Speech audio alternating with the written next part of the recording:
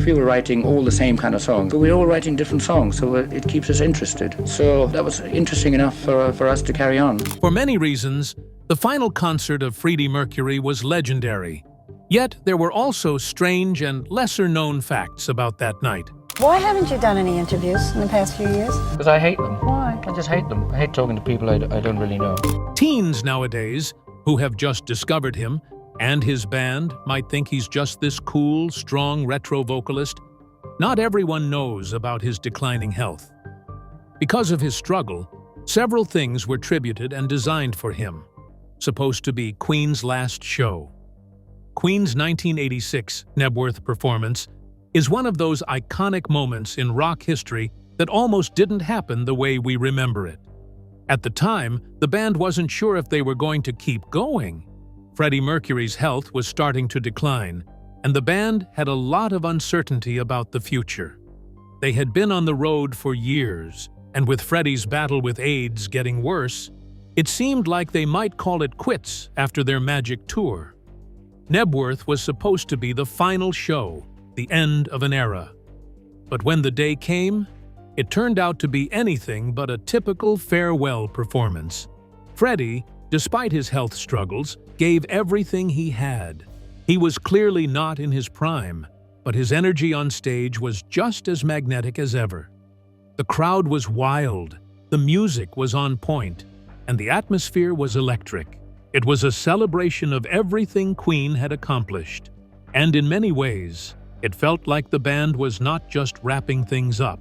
They were reminding everyone why they were one of the greatest live acts in rock history. The success of that show surprised everyone. The vibe from the crowd and the band was pure magic. The energy was so high that it made the idea of stopping seem a little crazy. It was clear that Queen still had something special to offer, despite the struggles they were facing. At that moment, it didn't feel like the end at all. The Knebworth performance reignited the band's spirit and reminded them just how much their music meant to their fans. Even though they had seriously considered calling it quits, that night showed them that the magic was still there. In a way, Knebworth turned out to be more of a new beginning than an ending. The band didn't stop touring right after the show, although they would cut back and Freddie's health would continue to decline. But that night, something clicked. The band wasn't ready to let go just yet. The crowd's response and the joy they all felt on stage made them realize they still had more to give. Knebworth is bittersweet. It marks the end of an era for Queen, but also shows their resilience. Even when things seemed uncertain, they still put on a performance that will be remembered for decades. It was a night that showed Queen at their best, despite everything going on behind the scenes. It's one of those moments in music history that reminds us how powerful live music can be and how a great performance can make you forget everything else happening in the world. It wasn't just the last show of the tour. It was a reminder of why we fell in love with Queen in the first place. No Bohemian Rhapsody. Freddie Mercury and Queen were known for their incredible live performances, and they often made the most iconic songs in their catalog feel even bigger on stage. But one of the most surprising moments was the decision to perform Bohemian Rhapsody, one of their most famous and elaborate songs, in a completely different way. Instead of the usual grand operatic version, they decided to condense it into a shorter, more rock-oriented rendition. This was one of the very few times they ever performed the song in such a stripped-down form, and it has become a notable part of the Knebworth show's legacy.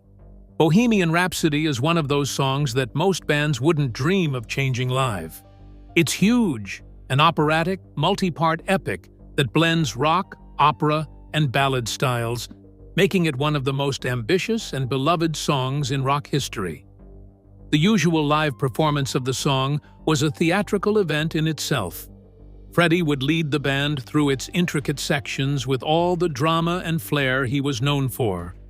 The band would shift from the slow ballad intro to the hard rock section, building intensity to the climactic opera-style middle, then going into the iconic guitar solo and final, soaring conclusion.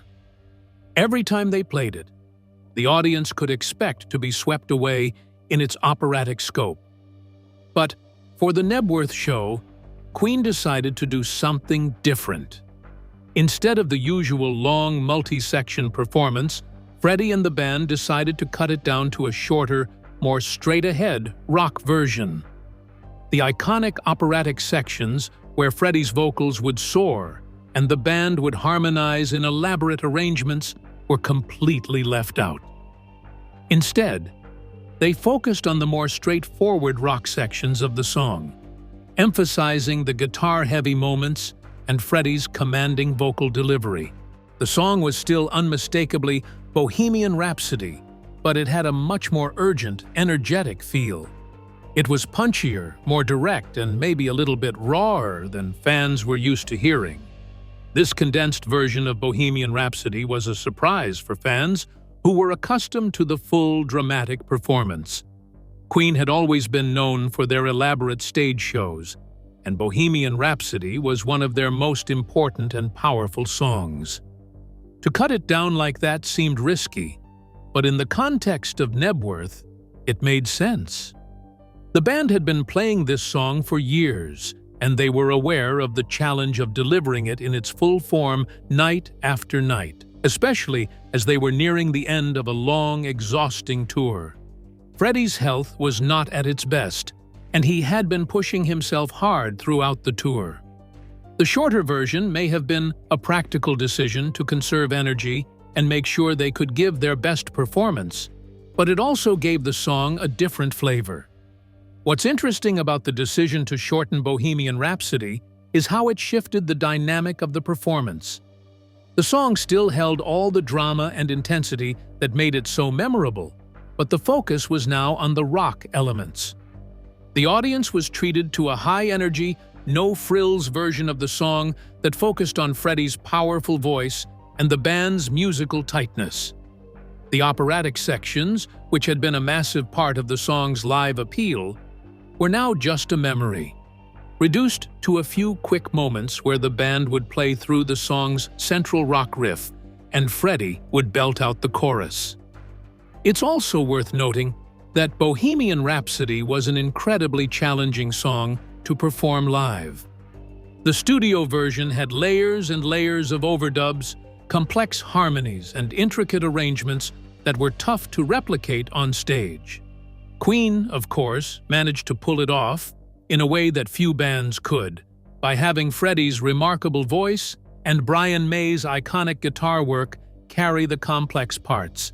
But as the years went on and the band's schedule became more intense, the question of how to keep performing such an ambitious song without losing energy or compromising the quality of the performance must have been a real challenge.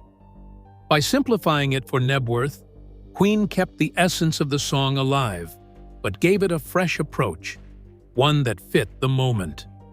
The show wasn't just a goodbye, it was also a statement.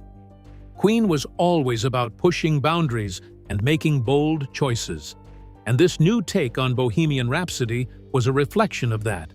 They didn't need to play the song exactly how it had been done before to make it special. The shorter, rock-focused version was a new twist, and it still packed a punch. It showed that Queen wasn't about to just rest on their laurels. Even when facing the physical limitations of the tour and Freddie's health challenges, they found ways to keep their performances fresh and exciting. For fans at Knebworth, hearing Bohemian Rhapsody like this must have been a unique experience. It was a reminder that Queen wasn't a band to do things by the book. They were always reinventing themselves, always keeping things exciting and unpredictable. The energy in the crowd was still electric, even though they weren't hearing the song in the usual grand opera-infused way. The shorter version still had all the drama of the original, but now it was more immediate, more raw. Even as they were winding down their touring career, they still found ways to take their most iconic songs and make them feel new. For many fans, That performance at Knebworth was a one-of-a-kind moment, a chance to hear Bohemian Rhapsody in a different way, and one that served as a fitting end to the Magic Tour and to Queen's live touring legacy as we knew it. In the end, it's a testament to the band's creativity and their ability to make even their most famous songs feel fresh. The shorter, rock-oriented Bohemian Rhapsody was just another example of Queen's magic, their ability to make bold decisions and keep their music relevant and exciting no matter what. Even when it seemed like they were winding down, they were still ready to surprise and entertain, and that's exactly what they did. They are the champions. Freddie Mercury's performance of We Are the Champions in that concert remains one of the most iconic moments in rock history. The band closed their set with this anthem, a song that had already become a symbol of perseverance, triumph, and defiance. But when Freddie delivered it that night, it felt like so much more. It was as if he was giving a final powerful statement to the world, not just about the song itself, but about his personal journey and Queen's legacy.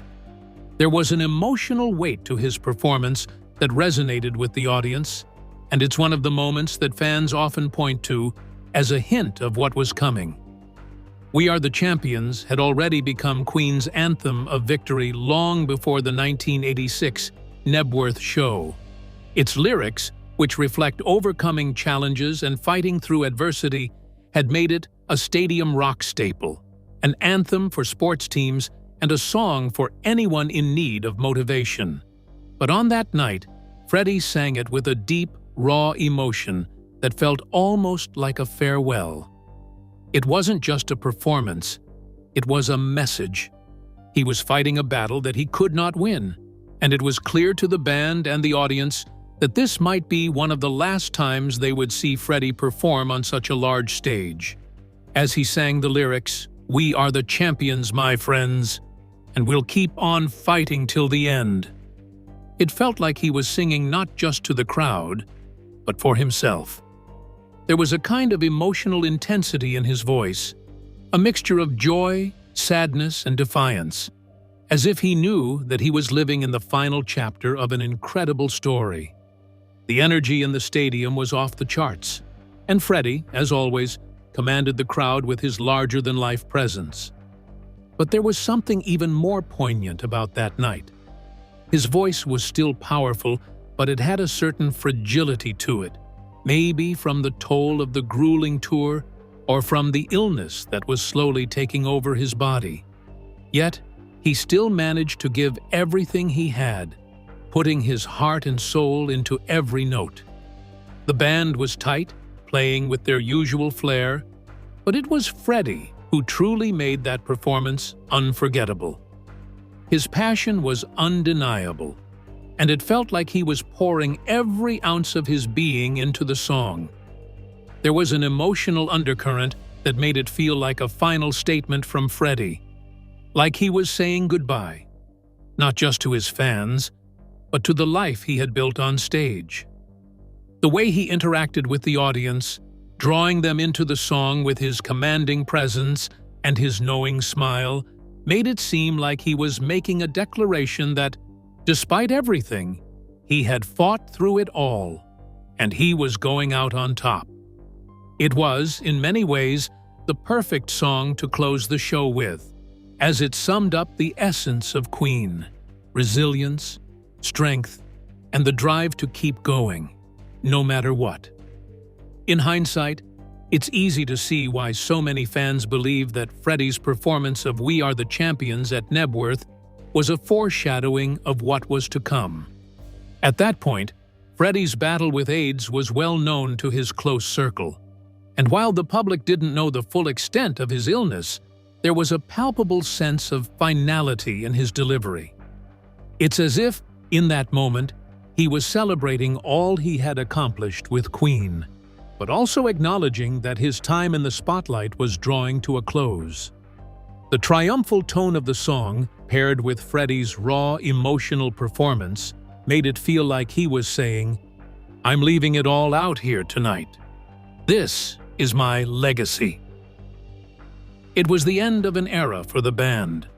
In many ways, this performance of We Are the Champions wasn't just about the song. It was about everything that Freddie had given to his fans, to Queen, and to music. It was a symbolic moment, a tribute to the fight he had put up, and a celebration of everything he had achieved.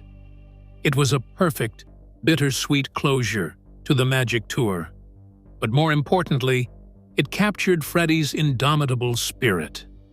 Even as he faced his own mortality, he managed to remind the world one last time that he was a champion. And though that performance marked the end of Queen's touring days with Freddie, it left behind a legacy of music, energy, and emotion that continues to resonate with fans to this day. In the end, it wasn't just a song. It was Freddie Mercury's way of saying, "We've made it. We've won. And we'll keep on fighting." And for those lucky enough to witness it, it was a moment that will never be forgotten. I'm not crying, you are. Extremely big crowd. Knebworth Park in 1986 was the stage for one of Queen's most unforgettable performances, not just because of the band's incredible energy, but because of the sheer size of the crowd. With an estimated 120,000 people packed into the park, it became one of the largest audiences the band had ever performed for. The atmosphere was electric, more like a giant festival than a typical rock concert, with fans singing, dancing, and living every moment of the show. The air was thick with excitement, and you could feel the collective anticipation long before Queen even took the stage. The crowd was massive, and the scale of the event was overwhelming. But somehow, despite all that, Freddie Mercury was able to make it feel intimate, as though he was performing in a small club to a handful of people. There's something remarkable about how Freddie connected with the audience that night. When you're facing tens of thousands of people, it can be easy to feel distant from the crowd. The space between the stage and the back of the park seemed endless. But Freddie had a way of making every single person in that crowd feel like they were part of something special.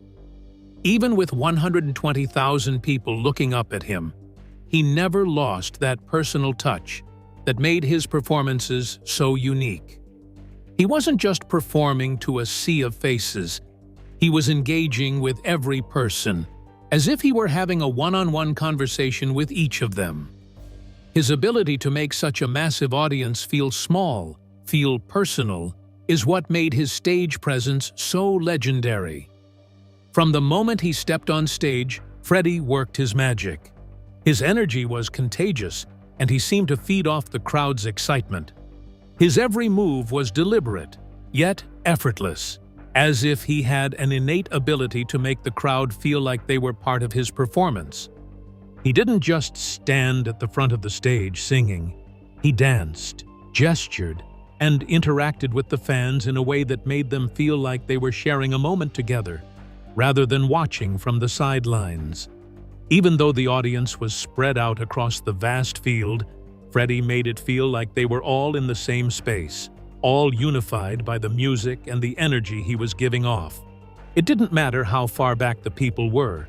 It felt like he was singing directly to them, making them a part of the show.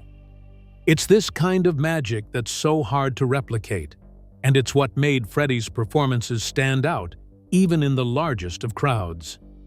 The size of the crowd at Knebworth also added to the festival-like energy that night. With so many fans gathered together, it wasn't just a concert. It was a massive celebration of Queen and their music. You could feel the collective passion of the audience, and Freddie thrived on that energy. The sheer volume of people, all singing together, created an atmosphere that was nothing short of electric. It was one of those rare moments where the band and the audience felt completely in sync, where the connection wasn't just between Freddie and the fans, but between every single person there. The crowd's enthusiasm was overwhelming, but Freddie's ability to keep them in the palm of his hand, even at such a grand scale, was what made the night unforgettable.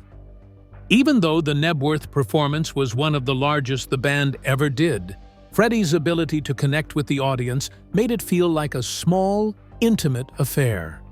There was no sense of detachment, no feeling of being lost in the vast sea of people. Instead, Freddie turned the entire crowd into a single entity, united by their love for the band and their music. It was a testament to his unique ability to make anyone, anywhere, feel like they were part of the moment. That night, at Knebworth, it didn't matter that there were 120,000 people in the crowd. Freddie made each of them feel like they were right there with him on stage. It's a rare skill, one that Freddie possessed in abundance, and it's what made Queen's performance at Knebworth so unforgettable. Designed for Freddie. It wasn't a drastic shift, but it was clear that the set was tailored to suit Freddie's needs at that moment, while still ensuring the audience got the full Queen experience. Shorter songs were chosen, and more physically demanding tracks like Under Pressure were left out, all in an effort to preserve Freddie's energy for the performance. The band understood that this was a delicate balance. They didn't want to push Freddie too hard, but they also didn't want to compromise the energy of the show. Some of Queen's most high-energy songs, which had become staples in their set lists, were noticeably missing at Knebworth. Under Pressure, for example, was a powerful collaboration with David Bowie, but it required a lot of vocal stamina, especially from Freddie. The song's intense back-and-forth vocal exchanges would have been a challenge given Freddie's condition at the time. Rather than forcing the issue, Queen made the smart decision to leave it out, ensuring Freddie wouldn't overexert himself. It wasn't the only song to be omitted either. Several tracks that required physical endurance, both vocally and energetically, were replaced with songs that still carried the same power, but were less demanding. This change in the set list didn't mean that Queen gave up on delivering an amazing show. Quite the opposite. They were still playing all the crowd pleasers, songs like We Will Rock You, We Are the Champions, and Radio Gaga. But they tailored the performance to fit the reality of the moment. Freddie, despite his health struggles, still had that iconic presence, and the rest of the band was more than capable of picking up the slack to ensure the performance was as impactful as ever. The focus shifted slightly away from the more physically taxing songs and toward the ones that allowed Freddie to shine in ways that didn't require as much physical strain. The setlist changes also highlighted the band's understanding and respect for Freddie's condition. They weren't trying to push him to his limits for the sake of a perfect performance. They were focused on making sure Freddie could still give his best while keeping his health in mind. It was a thoughtful approach, allowing Freddie to continue performing without feeling like he had to fight through his physical challenges in every song. It also meant that the songs Freddie did perform were given extra emotional weight. The audience wasn't just hearing a set list. They were witnessing an artist, in the face of adversity, pouring his heart into every note. Even with the adjustments, Freddie's energy on stage was magnetic. It was obvious that he was not at 100%, but he still gave it his all. And while the set list was shorter and a bit more carefully curated, the passion was undeniable. Every song Freddie sang was delivered with the same intensity and dedication he'd always brought to the stage. It was clear that, even though Freddie was holding back physically, he was still delivering an unforgettable performance, not just for himself, but for the fans who had supported him through thick and thin. In the end, the tailored set list at Knebworth wasn't about cutting corners or dialing back on the energy. It was about making sure the show could still be a celebration of Queen's music and Freddie's unique artistry while respecting his health. The fact that Freddie was able to put on such an incredible performance, despite the challenges he was facing, speaks to the resilience of both him and the band. They understood what the moment required, and made the adjustments necessary to ensure the show was both memorable and sustainable. That night, Queen gave a performance that was just as powerful as any they had ever done, showing that even in the face of adversity, they could still deliver a show that would go down in history. Brian's extended guitar solo. One of the most memorable and emotionally charged moments was Brian May's extended guitar solo during Last Horizon. This solo wasn't just a display of his incredible technical skill. It became a poignant tribute to Freddie Mercury and his ongoing battle with illness. As an instrumental piece, Last Horizon offered a moment of reflection during a show that was otherwise filled with the high-energy, crowd-pleasing rock anthems Queen was known for. But this solo, in particular, took on a deeper significance, resonating with both the band and the audience as an emotional acknowledgement of the challenges Freddie was facing.